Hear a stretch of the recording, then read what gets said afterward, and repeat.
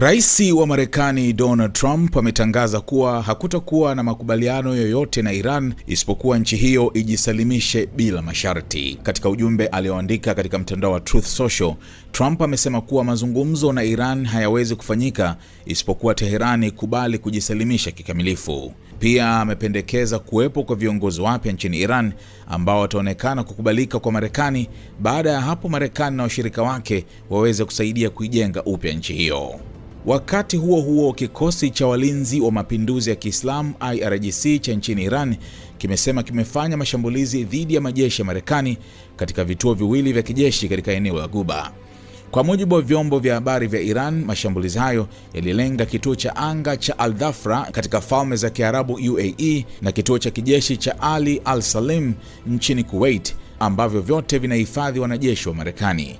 Hakuna taarifa za haraka zilizotolewa kuhusu uharibifu au majeruhi. Ripoti pia zinasema waziri wa mambo ya nje wa Marekani Marco Rubio aliwaeleza mawaziri wa mambo ya nje wa nchi za Kiarabu katika mazungumzo ya simu kuwa vita dhidi ya Iran vinaweza kuendelea kwa wiki kadhaa zaidi. Kwa mujibu wa ripoti ya Axios, Rubio amesema Marekani inalenga hasa kuharibu vituo vya kurushia makombora, akiba ya silaha pamoja na viwanda vya kutengeneza makombora ya Iran. Ingawa amesema lengo la operesheni hiyo si lazima kubadilisha utawala wa Iran, Rubio alikiri kuwa Marekani ingependa kuona viongozi tofauti wakiongoza nchi hiyo. Pia alisema kwa sasa hakuna mazungumzo ya moja kwa moja na serikali ya Iran kwa sababu mawasiliano kama hayo yanaweza kudhoofisha malengo ya kijeshi.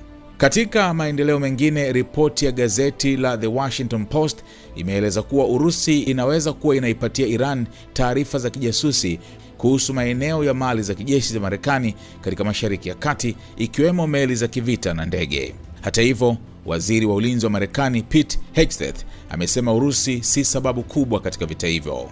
Kwa upande mwingine, jeshi la Iran lilidai kuwa limeishambulia meli ya mafuta inayomilikiwa na Marekani karibu na pwani ya Kuwait na kwamba meli hiyo ilipigwa na sasa inaungua moto. Katika hatua ya kujilinda, Wizara ya Ulinzi ya Falme za Kiarabu UAE imesema imefanikiwa kuangusha makombora 9 ya ballistic na drone 109 ndani ya siku moja, huku drone 3 zingine zikianguka ndani ya ardhi ya UAE.